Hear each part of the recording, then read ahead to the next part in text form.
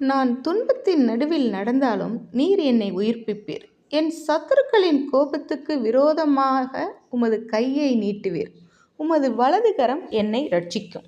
இந்த வசனத்தை எழுதிய தாவீது ஆபத்து வராது என்று சொல்லவில்லை, ஆனால் ஒரு உறுதியான உண்மையை சொல்கிறார். ஆபத்தின் நடுவிலும் தேவன் நம்மோடு இருக்கிறார் என்பதை.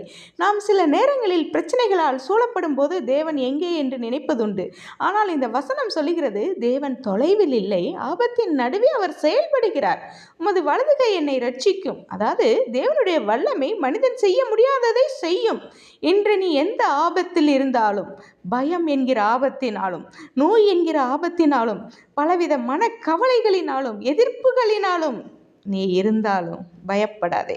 தேவன் உன்னை உயிரோடே காக்கும். தேவன் உன்னோடு இருக்கிறார். நான் உன்னோடு இருக்கிறேன் என்று சொல்கிறார். அவர் உன்னை செயல்படுகிறார் என்று சொல்கிறார். ஆபத்து பெரியதாக இருக்கலாம், ஆனால் நம்மோடு இருக்கும் தேவன் அதைவிட பெரியவர் என்பதை நாம் மறந்துவிடக்கூடாது அன்பர்களே. இவ்வுலகத்தில் இருக்கிறவனை காட்டிலும் நம் தேவன் பெரியவர் அல்லவா? ஆபத்தில் நம்மோடு கூட இருந்து அதிலிருந்து நம்மை தப்பித்துக் கொள்ளும் வழியை காட்டுகிறார் அல்லவா? கர்த்தர் தாமே ஆசீர்வதிப்பாராக. ஆமென்.